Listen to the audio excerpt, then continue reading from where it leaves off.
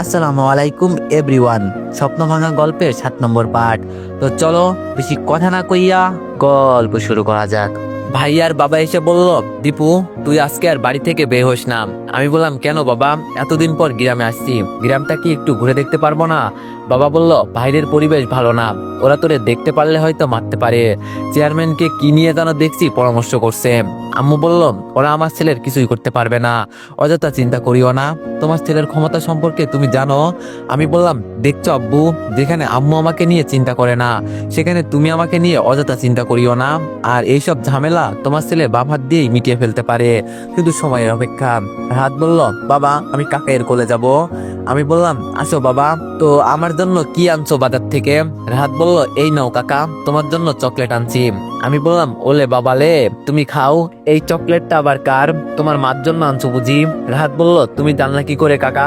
আমি বললাম, আমি জাদু পারি, তুমি জানো না, পরে এক সময় দেখাবো, এখন যাও মাকে চকলেট দিয়ে আসো। রাহাত বলল, আচ্ছা কাকা। ভাইয়া বলল, দীপু আমি বলি কি, এই কয়দিন তুই ঘর থেকে বের হোস না। আমি বললাম, আমাকে নিয়ে তোদের একটুও চিন্তা করতে হবে না, কিভাবে কি করতে হবে তা আমি জানি। বাবা বলল, তোমরা মা ছেলে যে বসে বসে কি যে বুদ্ধি করো বুঝি না। আমি বললাম, ভাবি, ও ভাবি কই তুমি? ভাবি ভিতর থেকে বলল, এইখানে। ভাইয়া বলল, দীপু চাবিটা নে। আমি বললাম, তোর কাছে রাখ, সমস্যা নেই। ভাইয়া বলল, না থাক তোর কাছে। আমি ভাইয়ার কাছ থেকে চাবিটা নিয়ে ভাবির কাছে গেলাম। আমি বললাম, ভাবি। ভাবি বলল, বলো কি বলবে? আমি বললাম, এখানে রিয়াকে কোথায় পাবো বলতে পারবে? ভাবি আমার দিকে তাকিয়ে আছে। আমি বললাম, কি হলো? আমি কি ভুল কিছু বলেছি যে এভাবে আমার দিকে তাকিয়ে আছো? ভাবি বলল, বউকে দেখার খুব ইচ্ছে হচ্ছে না। আমি বললাম, না মানে ভাবি, এতদিন পরে আসছি তো একটু জাস্ট দেখবো কেমন আছে। ভাবি বলল, আমি জানি তুই এখনো রিয়ার অপেক্ষায় আসোস, কিন্তু আমি বুঝতেছি না তোর শ্বশুরবাড়ির লোকেরা কি শুরু করছে। আমি বললাম, আমি আসছি না, সব তথ্য বের করে ফেলবো, চিন্তা করিও না। এখন বলো রিয়াকে কোথায় পাবো? ভাবি বলল, রিয়া তো বড় ডাক্তার, আগে শহর থেকে হাসপাতালে একদিন আসছে, এখন সমস্যার কারণে এখানে আছে। শুনছি ছুটি নিয়ে নাকি 1 মাস এখানে, তাই এখানে আছে। আমি বললাম, ওই যে আসার সময় যে হাসপাতাল দেখছি ওটাই নাকি? ভাবি বলল, ওই হাসপাতালেই। আমি বললাম, ওখানে গিয়ে ওকে পাবো? ভাবি বলল, লাইনে দাঁড়াতে হবে, শহরের বড় ডাক্তার তো, এজন্য সবসময় সিরিয়াল লেগে থাকে। আমি বললাম, বুঝতে পারছি, মানুষের কাছ থেকে টাকা নেয় না। ভাবি বলল, না ফ্রিতেই, এজন্যই তো অনেক দূর থেকে অনেক মানুষ আসে। আমি বললাম, আমি একটা জিনিস বুঝতে পারছি না, যে রিয়া আমাকে কথা দিয়েছিল ফিরে আসলে ও আমার কাছে আসবে, কিন্তু ওকে কে কুমন্ত্রণা দিল দিয়ে বুঝতে পারছি না। ভাবি বলল, আমিও তো বুঝতে পারছি না। আমি বললাম, আচ্ছা ভাবি, আমি রিয়ার সাথে দেখা করে আসি। ভাবি বলল, না আজকে যেতে হবে না, আগে ঝামেলা মিটুক পরে। আমি বললাম, আরে ভাবি নো চিন্তা, কিছুই হবে না, আর বাসায় কাউকে বলবা না, বলবা বন্ধুর সাথে দেখা করতে গেছি। ভাবি বলল, সাবধানে থাকিও। আমি বললাম, ওকে ভাবি। যে বাসা থেকে বের হব, আম্মু বলল, দীপু দাঁড়া। আমি বললাম, কি হয়েছে আম্মু? আম্মু বলল, কই যাস? আমি বললাম, এই তো আম্মু, এক বন্ধুর সাথে দেখা করতে। আম্মু বলল, আমি জানি কই যাচ্ছিস, তবে যা, সাবধানে থাকবি কিন্তু। আমি বললাম, লক্ষ্মী আম্মু আমার, আসি। মাইক্রোটা নিয়ে হাসপাতালের উদ্দেশ্যে রওনা দিলাম। রিয়ার প্রতি আমার যত রাগ থাকুক না কেন, ওকে এক নজর একটু দেখবো, এতেই আমার অনেক শান্তি হবে। ভালোবাসার মানুষকে একটু দেখবো, এর থেকে বড় আর কি হতে পারে? গাড়িটা সাইড করে রেখে ভিতরে ঢুকলাম, দেখি ইয়া লম্বা লাইন। মনে মনে বললাম, সত্যিই তো আমার বউ অনেক বড় ডাক্তার হয়ে গেছে। আমি যেই ভিতরে যাব, একটা মেয়ে এসে বলল, স্যার স্যার কি করছেন? দেখেন না আপনার মতো অনেকেই দাঁড়িয়ে আছে লাইনে, লাইনে দাঁড়ান যদি ম্যামকে দেখতে চান। আমি বললাম, এভাবে কতক্ষণ দাঁড়িয়ে থাকবো বলেন, একটু ছাড় দেওয়া যায় না? মেয়েটি বলল, সরি, কিছু করার নেই, যদি পারেন দাঁড়িয়ে থাকেন, আপনার সাথে এত কথা বলার সময় আমার নেই। মনে মনে বললাম, বড় ডাক্তার দাঁড়িয়ে তো থাকতেই হবে, কিন্তু আমি দেখে এটা শুনলে হয়তো শুনে আগে সালাম করতো। থাক সেই সব কথা বাদ দিই, রিয়াকে দেখার জন্য যদি লাইনে দাঁড়িয়ে থাকতে হয় থাকলাম, কিন্তু আমার ভুলটা যে কোথায় আজকে জেনে যাব। কি জন্য সে আমার থেকে দূরে, নাকি টাকার নেশায় এমন পথে নামলো? ধুর, কি সব চিন্তা করছি আমি। ফোনটা বের করে রাজুকে কল দিলাম। আমি বললাম, হ্যাঁ রাজু, সবকিছু ঠিকঠাক চলছে তো? রাজু বলল, একটু কষ্ট হচ্ছে বন্ধু, তুই তাড়াতাড়ি আয়, এত প্যারা নিতে পারবো না। আমি বললাম, তোর চিন্তা করতে হবে না, 2-3 দিন পর আমার পরিবার আসছে, পরে বাবার ভাইয়া সবকিছু দেখাশোনা করবে। রাজু বলল, তাহলে তো বন্ধু আমি একটু শান্তি পাবো। আমি বললাম আচ্ছা তুই সারা জীবন শান্তিতেই থাকিস, এটাই দোয়া করি। রাজু বলল মজা করিস সালাম, যে শান্তিতে রাখছোস আজীবন মনে থাকবে। আমি বললাম এরকম শান্তি তো লাগবে বল। রাজু বলল আর তোর জন্য কি একটু শান্তিতে থাকতে পারবো না? আমি বললাম ওমা আমি আবার কি করলাম? রাজু বলল আমার বউকে এসে ফারজানা নিয়ে গেছে, বলে এটাই নাকি শেষ মিশন। আমি বললাম আসলে আমার পরিবারের সাথে আমার শ্বশুর বাড়ির লোকেদের একটু ঝামেলা হয়েছে, এর জন্য আর কি, তুই চিন্তা করিস না, 1-2 দিন রেখেই ছেড়ে দিব। রাজু বলল আমি আমার বউকে ছাড়া একদিনও ঘুমাতে পারি না। আমি বললাম শালা বউ পাগল কোথাকার। রাজু বলল আচ্ছা তুই এখন কই, এত হাউমাউ শোনা যায় কেন? আমি বললাম আর বলিস না, আচ্ছা আমার বউয়ের সাথে দেখা করতে। রাজু বলল কেন, তুই তোর বউকে দেখিসনি এখনো? আমি বললাম আরে বেডা আমার বউকে নিয়েই তো যত সব ঝামেলা। রাজু বলল কেন, ও কি সব জানে না? আমি বললাম ওর পরিবার ওকে সব উল্টাপাল্টা কি সব বুঝিয়ে নিয়ে গেছে, আজকে তাই জিজ্ঞেস করতে আসলাম। রাজু বলল তো লাইনে কেন? আমি বললাম আরে শালা আমার বউ শহরের সবচেয়ে বড় ডাক্তার। রাজু বলল শুনেছি, শহরের একজন বড় ডাক্তার আছে, কি যেন নাম, ও মনে পড়েছে, রিয়া চৌধুরী। আমি বললাম শালা ওইটাই তোর ভাবি। রাজু বলল কি? আমি বললাম ম্যাডাম। রাজু বলল কিন্তু উনি তো খুব ভালো। আমি বললাম তুই জানিস কিভাবে? রাজু বলল আমার মা সেই দিন অসুস্থ হয়ে পড়েছিল না, তখন ওনার কাছেই নিয়ে গেলাম। আমি বললাম আমাকে আগে বলবি না, তাহলে তো ওর সাথে আমার আরো আগেই যোগাযোগ হতো, আগে ওকে আমি ধরতে পারতাম। রাজু বলল কিন্তু উনি এত খারাপ বুঝতে পারছি না। আমি বললাম খারাপ বানাইছে ওর পরিবারের লোকজন। রাজু বলল সব কয়টাকে উচিত শিক্ষা দে। আমি বললাম পাগলা ঘন্টির আসছে দেখছোস না, না জানি এসে কি করে। রাজু বলল রে, সব কয়টাই পাগলা, যদি সত্যি সত্যি আগের রূপে সব কয়টা চলে যায় সব তছনছ করে ফেলবে। আমি বললাম ধুর শালা, আমি চিন্তায় আছি কিভাবে ওদের থামাবো। ফারজানা তো আমার কথা শুনেই দৌড়ে আসতেছে মনে হয়। রাজু বলল যদি কিছু হয় শালা তোর নামে আমি পুরুষ নির্যাতনের মামলা দিব। আমি বললাম আচ্ছা সে দিস। আচ্ছা ফোন রাখি রে, লাইনের কাছাকাছি এসে গেছে। রাজু বলল সাবধানে থাকিস রে। আমি বললাম ফোনটা রেখে আশেপাশে দেখতেছি, সত্যি কি এখানে বিনা টাকায় চিকিৎসা করা হয়? অনেকে আবার দেখি হাসপাতালে ভর্তি আছে। মেয়েটা এসে জিজ্ঞেস করলো স্যার আপনার নামটা কি? একটু পর আপনার ডাক পড়বে, নাম বলা যাবে না, নইলে রিয়া চিনে ফেলবে। তানজিম নামটা এটা তো চিনে না, এটাই বলা যাবে। আমি বললাম এই আমার নাম তানজিম। মেয়েটি বলল আগে পিছে কিছু নেই? আমি বললাম জি, পাগলা তানজিম খান। মেয়েটি বলল এটা কি পদবি? হ্যাঁ পাগলা তানজিম খান। আমি একটা হাসি দিয়ে বললাম কেন, আপনার পছন্দ হয় নাই? মেয়েটা বলল এইভাবে হাসবেন না। আমি বললাম আপনি দেখতে তো অনেক সুন্দরী, আচ্ছা আপনার নামটা জানা যাবে? মেয়েটি বলল ডাক্তার দেখাতে আসছেন নাকি মেয়ে পটাতে? আমি বললাম দুইটাই হলে কেমন হয়? মেয়েটি বলল ধুর আপনার সাথে কথা বলার সময় নাই। আমি বললাম এই যে মিস শুনুন, অনেক কিউট কিন্তু আপনি, আয়নার চেহারাটা দেখবেন। মেয়েটা মুখ বাঁকিয়ে ভিতরে চলে গেল। আমি মুখটা ভালো করে ঢেকে মাথায় একটা টুপি দিলাম আর কালো রঙের একটা চশমা পরলাম যাতে চিনতে না পারে। একটু পর আমার নাম আসলো, পাগলা তানজিম খা আসতে পারেন। ওমা লাইনের সবাই দেখি আমার দিকে তাকিয়ে আছে। একজন তো বলেই ফেললো ভাই আপনি কি পাগলা গারোতে ছিলেন? আমি বললাম ধরে ভাই পালিয়ে চলে আসছি। রিয়ার সেক্রেটারি এসে বলল এই আপনি এখানে দাঁড়িয়ে কথা বলছেন, ভিতরে যেতে বলছেন আপনাকে। আমি বললাম কি করব বলেন, আপনাকে একটু দেখার ইচ্ছে ছিল তাই দাঁড়িয়ে আছি, পরে যদি দেখতে না পারি। মেয়েটি বলল ভাই এত কথা বলিস না, আগে তুই ভিতরে যা, ম্যাম পরে আমাকে বকা দিবে। আমি আর কোনো কথা না বলে ভিতরে চলে গেলাম। রিয়াকে দেখে সত্যি আমি অবাক হয়ে গেছি, আগের থেকে হালকা একটু মোটা হয়েছে আর অনেক সুন্দর। ইস আমার বউকে আমি দেখতে পেলাম কতদিন পর। চোখের কোণে হালকা পানি জমে গেল। চশমাটা আজও আছে, তবে ওইটাই হয়তো আমার চোখে ছোঁয়া ছিল, এজন্য চেঞ্জ করে নাই। রিয়া বলল কি মিস্টার পাগলা, দাঁড়িয়ে থাকবেন নাকি বসবেন? আমি কিছু বললাম না, বসলাম। কথা বললেও রিয়া চিনে ফেলতে পারে। আচ্ছা রিয়া কেন জানি মনে করলো দোষ কি শুধু আমারই ছিল, কি অপরাধ করছি আমি যে? রিয়া বলল আসলে আপনি কি সত্যি সত্যি পাগল? কোনো কথা বলেন না কেন, কি হয়েছে সেটা বলুন। হঠাৎ রিয়ার ফোনে একটা মেসেজ আসলো।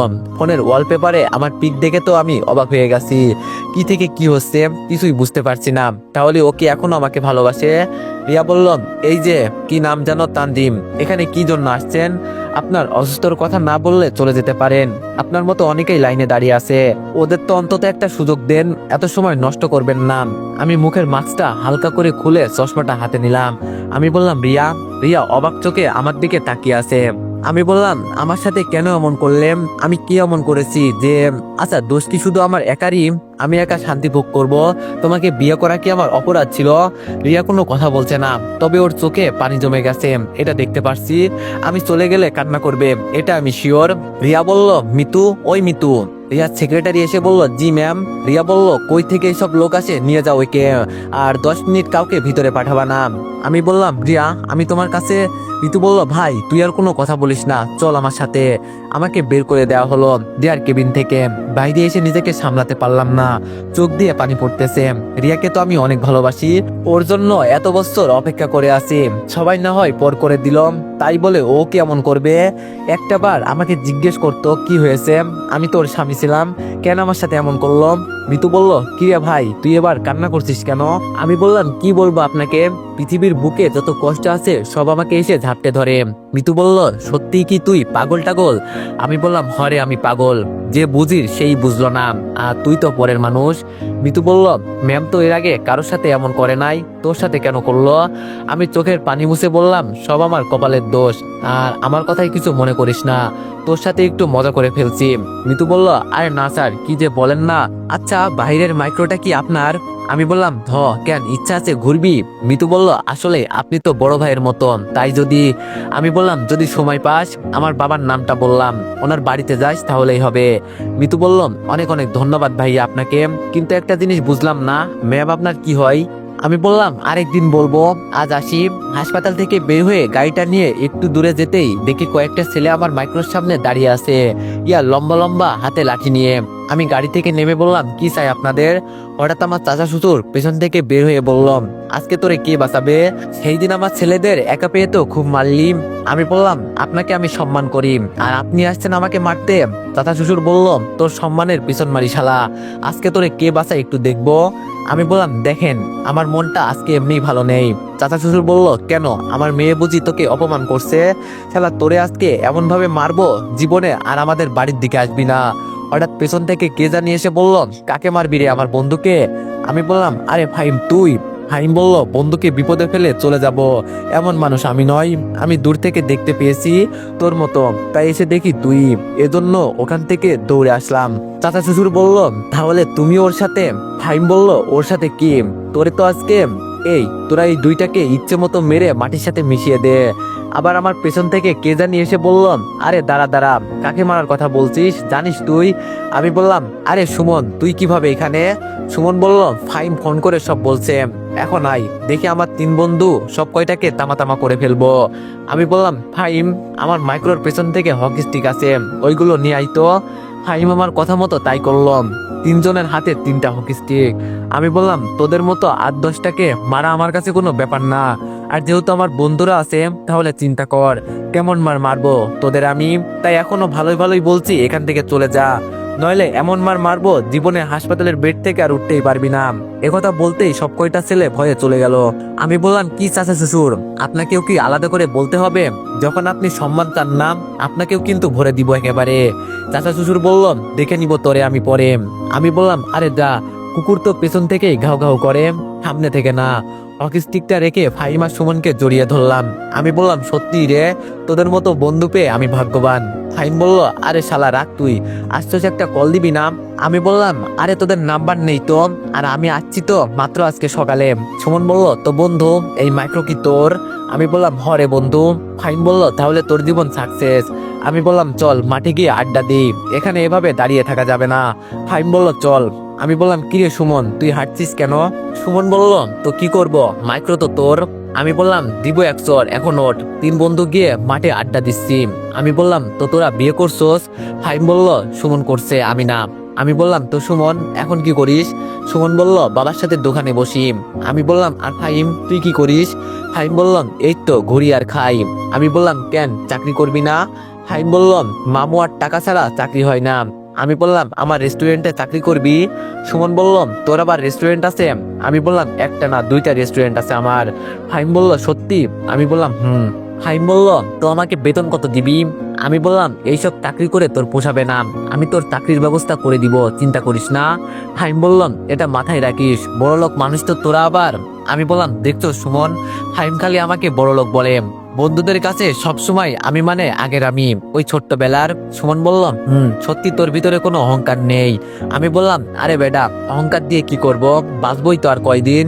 ফাহিম বলল, রিয়ার সাথে কথা বলছিলি? আমি বললাম, আজকে গিয়েছিলাম, কিন্তু রিয়া আমার সাথে কথা বলে নাই।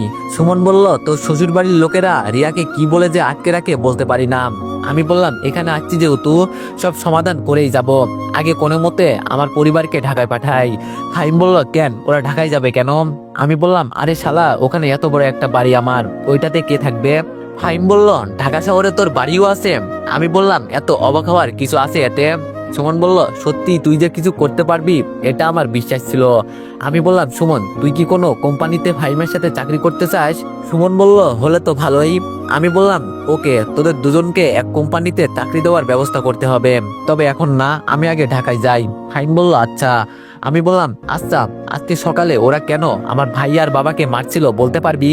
সুমন বলল, সম্ভবত তোর ভাইকে জোর করা হয়েছিল একটা জমি ওদের নামে লিখে দিতে, কিন্তু তোর ভাই রাজি হয় নাই, এজন্য হয়তো। আমি বললাম, সব কয়টাকে জেলের ভাত খাওয়াবো আমি। ও শিট, বিকাল হয়ে গেছে, সব কয়টা পাগলি আসছে, তাড়াতাড়ি বাসায় যেতে হবে, না জানি এসেই কি করে। সুমন বলল, কারা আসছে? সুমন বলল, কারা আসছে? আমি বললাম, সব কয়টা ভাই বড় বড় সন্ত্রাসী, এর থেকেও বড়, বলছি না, ওদের সবাইকে দেখে নিব। সুমন বলল, আমি শুনছি কালকে নাকি তোর বিচার হবে। আমি বললাম, কে কার বিচার করে শুধু দেখবি। আচ্ছা, এখন চলি। ফাহিম বলল, চল। ওদেরকে রাস্তায় নামিয়ে দিয়ে বাসায় আসলাম। বাসায় আসতেই বাড়ির ভিতরে গিয়ে দেখি আম্মু বসে বসে কি জানি করছে। মনে মনে বললাম, যাক বাবা, তাহলে বাসা গেল, পাগলগুলো এখনো আসে নাই। আমি না থাকলে তো ওরা যে কি করবে হিসাব নেই। আমি বললাম, আম্মু তুমি কি করো? আম্মু বলল, ধান বাসি। আমি বললাম, ও মা, এই চাউলের মাঝে আবার ধান থাকে বুঝি? আম্মু বলল, মাঝে মাঝে থাকে। আমি বললাম, তো কি করবে এগুলো দিয়ে? আম্মু বলল, এতদিন পর তুই আইসিস, পিঠা বানাবো। আমি বললাম, তাহলে তো ভালোই হবে। আম্মু বলল, তোর বান্ধবীরা তো এখনো আসে নাই। আমি বললাম, ঢাকা থেকে মোহনগঞ্জ আসতে একদিন সময় লাগে জানো তুমি? আম্মু বলল, এত সময়? আমি বললাম, আর 2-3 দিন আসো তোমরা এই গ্রামে, পরে সবাইকে শহরে নিয়ে যাব। আম্মু বলল, গ্রাম ছাড়া ভালো লাগে বল? আমি বললাম, ভালো না লাগলেও লাগাতে হবে গো। আম্মু বলল, আচ্ছা, যা যাবনি, কিন্তু জমিগুলো কি করব? আমি বললাম, কাউকে দিয়ে যাবা, পরে শুধু বাবা আর ভাইয়া এসে হিসাব নিবে। আম্মু বলল, এটা অবশ্য খারাপ কথা বলিস নাই। আমি বললাম, আম্মু, আব্বু কই? আম্মু বলল, দেখ, হয়তো ঘরের কোণে ভয়ে বসে আছে। আমি বললাম, যেখানে আমি আছি কেন যে অযথা ভয় পাই বুঝি না। আম্মু বলল, তোর বাবা এমনি, কিছু হলে ঘরের কোণে এভাবেই বসে থাকে। আম্মুর সাথে কথা বলতে বলতে সন্ধ্যা হয়ে গেল। হঠাৎ একটা মাইক্রো শব্দ শুনলাম। ভাবি বলল, মনে হয় এসে গেছে, দেখতো। আমি বাইরে এসে দেখি সত্যি এসে গেছে। মাইক্রোটা আমাদের উঠানে সাইড করে সব কয়টা নামলো। প্রেমাকে নিয়ে 5 জন এসেছে ওরা। সব কয়টার পিছনে ইয়া বড় বড় ব্যাগ। ব্যাগ দেখেই বুঝে গেছি কি নিয়ে আসছে। ফারজানা আমার কাছে একটু তাড়াতাড়ি আসলো। ফারজানা বলল, তোর কিছু হয় নাই তো? আমি বললাম, আরে না, আমার গায়ে হাত দিবে এমন কেউ আছে বল? মেঘলা বলল, এই বোকা, তুই ঢাকা থেকে আসবি, রাইফেল নিয়ে আসবি না? না থাকলে আমাকে বলতি, দিতি সব কয়টাকে ভরে, পরে এসে আমরা দেখতাম। আসলে আমি ফারজানার সব কয়টা বান্ধবীকে চিনি, আর ওরাও আমাকে ভালো করে চিনে, আমি যে ফারজানার বেস্ট ফ্রেন্ড। আমি বললাম, আরে তোদের চিন্তা করতে হবে না, এমনি যেই মার দিছি সব কয়টা মনে হয় হাসপাতালে ভর্তি। প্রেমা বলল, স্যার, আমাকে ভুলে গেছেন বুঝি? আমি বললাম, দেখো দেখো আমার ছাত্রী কি বলে, আর তোমাকে ভোলা যায় বলো? প্রেমা বলল, আপনার সাথে কথা নাই, আপনি আমাকে নিয়ে আসেননি। আমি বললাম, এখানে আসো। প্রেমা আমার কাছে আসতেই ওর মুখটা ধরে বললাম, আগে আমি আসছি ঝামেলা মেটাতে, বুঝছো, পরে তোমাদেরকে নিয়ে আসতাম। প্রেমা বলল, বুঝছি, ফাঁকি দিতেন আমি জানি। ভাবি বলল, এই দীপু, সবাইকে নিয়ে ভিতরে চল, বাইরে দাঁড়িয়ে আসোস। ফারজানা বলল, এটা কে রে? আমি বললাম, আমার বড় ভাইয়ের বউ। ফারজানা বলল, ভালো আছেন ভাবি? ভাবি বলল, আমি ভালো আছি, তোমরা সবাই ভালো আছো? কথা বলতে বলতে বাসার ভিতরে চলে গেলাম। দেখি আম্মু সহ সবাই ভিতরে বসে আছে। ওরা সবাইকে সালাম করলো। আমি বললাম, আয় তোদের রুমগুলো দেখিয়ে দিই। ফারজানা বলল, কিসের রুম? হ্যাঁ, আগে সব কয়টাকে দেখবো পরে, বলেই ব্যাগ থেকে সবাই রাইফেল বের করলো। মেঘলা বলল, নে, এটা তোর জন্য, তোর কিছু করতে হবে না, শুধু দেখিয়ে দিবি, বাকি কাজ আমরাই করব। বাবার ভাইয়া তো ওদের কথা শুনে ইয়া বড় বড় চোখ করে তাকিয়ে আছে। আমি বললাম, আরে আমার কথাটা শোন। ফারজানা বলল, কোনো কথা শুনতে চাই না, জীবনে কত ছেলেকে মারলাম, এটা না হয় শেষ কোন, আর তোকে চিন্তা করতে হবে না, এইসব ঝামেলা মিটিয়ে যাব আমরা। বাবা দৌড়ে ওদের সামনে এসে বলল, দেখো তোমরা আমার মেয়ের মতো, থাক ওদের ক্ষমা করে দাও। আর দীপু ওদের যেইভাবে মারছে মনে হয় উচিত শিক্ষা হয়েছে ওদের। সেতু বলল, আরে আঙ্কেল ভয় পাচ্ছেন কেন, আমার বাবা মন্ত্রী, যদি তাকে মন্ত্রী পদ ছাড়তে হয় এই খুনের জন্য বাবা তাও রাজি হয়ে যাবে। আর বড় কথা হলো ওরা আপনাকে মারছে, আমার বন্ধুর বাবাকে, ওদের তো কেটে টুকরো টুকরো করে নদীতে ফেলা উচিত। আপনার ছেলেকে আগেই বলছিলাম, যা দরকার হয় আমাদের কাছ থেকে নিয়ে যাবি, আর তাকে মারার ইচ্ছা হয় মেরে দিবি, বাকিটা আমরা এসে সামলে নিব। ভাইয়া কানে কানে এসে বলল, ওদের থামা ভাই, নইলে দেখতেছি আজকে একটা কিছু হয়ে যাবে। আমি ওদের হাত থেকে রাইফেলগুলো নিয়ে ব্যাগে রেখে দিলাম। আমি বললাম, ভাবি ও ভাবি। ভাবি বলল, কি হয়েছে? আমি বললাম, যাও ওদের হাত মুখ ধুইয়ে আনো, কলটা একটু দেখিয়ে দাও। ফারজানা বলল, কিন্তু। আমি বললাম, কোনো কিন্তু নয়, পরে কথা বলবো। আর এখানে আসছোস ভালো হয়েছে, আমি হয়তো এখান থেকে চলে যাওয়ার পর আর গ্রামে নাও আসতে পারি, তাই আমার সাথে সাথে গ্রামটা দেখে যাবি। এখন চুপচাপ ভাবির সাথে যা। প্রেমা বলল, দেখছো তো আপু ভাই আর কি বুদ্ধি। আম্মু বলল, দীপু এই পিচ্চি মেয়েটাকে। আমি বললাম, আরে আম্মু এটা আমার ছাত্রী। আম্মু বলল, খুব কিউট আছে বলতে হবে। প্রেমা বলল, ধন্যবাদ আন্টি। আমি বললাম, প্রেমা যাও হাত মুখ ধুয়ে এসো। প্রেমা বলল, আপনি আসেন। আমি বললাম, আমি গিয়ে কি করব, ভাবি তো আছে। আম্মু বলল, আরে যা না, এমন করছিস কেন? আমি বললাম, চলো। ভাবি আপনি গিয়ে রান্না করেন, আমি চাপ দিচ্ছি কলে। ভাবি চলে যাওয়ার পর মেঘলা বললাম, আমার মনে হয় কি জানিস, সবার আগে তোরে মারা উচিত। শালা কত দূর থেকে আসলাম একটা খুন করব বলে, তোর জন্য সব মাটি হয়ে গেছে। আমি বললাম, কখনো কোনোদিন গ্রামে গেছোস? ফারজানা বলল, না যাই নাই তো। আমি বললাম, আমাদের গ্রামটা অনেক সুন্দর, দেখতে পারবি। কথা ঘোরানোর জন্য বললাম, নইলে যে পাজির পাজি ওরা।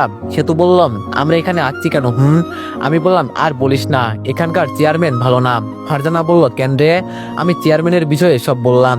মেঘলা বলল, তাহলে কালকে তোর বিচার করবে তাই নাকি? আমি বললাম, ফারজানা বলল, দেখ কালকে কে কার বিচার করে, শালাকে যদি পদ থেকে সরাতে না পারি আমার নামও ফারজানা না। আমি বললাম, আমিও কালকের দিনের অপেক্ষায় আছি। প্রেমা বলল, ভাইয়া ভাবির সাথে দেখা করো নাই? আমি বললাম, গিয়েছিলাম রে, কিন্তু ওরা কি সব কুমন্ত্রণা দিয়ে ওকে আটকে রেখেছে। ফারজানা বলল, বুঝলাম না, তোর বউ আবার তোর কথাই শোনে না? আমি বললাম, আমার কাছে থাকলে তো শুনতো শালি। ফারজানা বলল, দেখ এমনি এত দূর থেকে আসছি, কিছু বলবি না, নইলে তোরে কিছু করতেও তো দিলি না। প্রেমা বলল, এই তুই কারে কি কস? আমার ভাইয়াকে মারবি আর আমি বসে বসে দেখবো? ফারজানা বলল, বুঝি বুঝি, এজন্যই তুই প্রেমাকে তোর হাতিয়ার করে নিয়ে আসছোস, যাতে আমি কিছু করতে না পারি। আমি বললাম, আচ্ছা চল সবাই ভিতরে। আর একটা কথা। প্রেমা বলল, আবার কি ভাইয়া? আমি বললাম, আমার পরিবার কিন্তু এতটা বড় লোক না, তাই যা আছে তাই খাবি, আর যেখানেই থাকতে দেয় না কেন। ফারজানা বলল, দিব শালা পিছনে এক লাথি, তোর বলতে হবে না, আমরা সব ম্যানেজ করে থাকতে পারবো। সবাই ভিতরে যাওয়ার পর ওদের গামছা দিলাম, হাত পা মুছে চেয়ারে বসলো। গ্রাম অঞ্চলের বাড়ি তো এজন্য সোফা নাই। আম্মু বলল, এই নাও মায়েরা। ফারজানা বলল, এটা কি আন্টি? আমি বললাম, আমাদের গ্রাম অঞ্চলের শরবত, কখনো তো গ্রামে আসিস নাই, এখন খা, শরীর ঠান্ডা হয়ে যাবে। মেঘলা বলল, কেন অযথা কষ্ট করতে গেলেন আন্টি? আম্মু বললাম, তোমরা আমাদের বাড়ির মেহমান, তোমাদের সেবা করা আমাদের কর্তব্য। প্রেমা বলল, মেহমান মানে কি আন্টি? আম্মু বলল, অতিথি বোঝো মা, ওইটাই। প্রেমা বলল, ও বুঝছি, তবে আমি মেহমান না। আমি বললাম, তাই নাকি, তো আপনি কি হন আমাদের? প্রেমা বললাম, আমি ভাই আর বোন, এই বাড়ির সদস্য। ফারজানা বলল, আজ থেকে তুই আমাকে বোন বলবি না, তোর আমাদের বাড়িতে জায়গা নাই। প্রেমা বলল, যা, তোর বাড়িতে কে থাকবে? আম্মু বলল, থাক, আমার মেয়ে আমার কাছে থাকবে। আম্মু আর প্রেমার কথা শুনে আমরা সবাই হাসতে লাগলাম। রাতে সবাই টেবিলে বসলো খাবার খেতে, শুধু আমি, আম্মু আর ভাবি ছাড়া। ফারজানা বলল, কি রে তুইও বস। আমি বললাম, না, আগে তোরা খা, পরে আমরা খাবো। সেতু বলল, বস, ভালো করে বলতেছি। ভাবি বলল, যাও ভাই বসো। সবাই খুব মজা করে খেলাম। ফারজানা বলল, সত্যি আন্টি আপনার হাতের রান্না অসাধারণ। প্রেমা বলল, একটা গোপন কথা বলি আন্টি। আম্মু বলল, বলো। প্রেমা বলল, ভাইয়াও কিন্তু সেই রান্না করতে পারে, সেই দিন রেস্টুরেন্টে রান্না করছে, খুব মজাই হয়েছে, শুনেছি নাকি আপনি শিখিয়ে দিয়েছেন। আম্মু বলল, সত্যি বাবা, তুই এতগুলো মানুষের খাবার রান্না করছোস? আমি বললাম, আরে আম্মু, আমি তো চেষ্টা করেছি, তুমি তো জানো তোমার ছেলে যেই কাজ ধরে সেটা করেই ছাড়ে। ভাবি ওদের রুমগুলো গুছানো হয়েছে? ভাবি বলল, আসো আমার সাথে। ফারজানা বলল কিছুক্ষণ বসে আড্ডা দিই পরে ঘুমাই। আমি বললাম ঘরে বসে থেকে মজা নাই, চল উঠে না যাই। ফারজানা বলল আপনারা ঘুমিয়ে পড়েন আন্টি।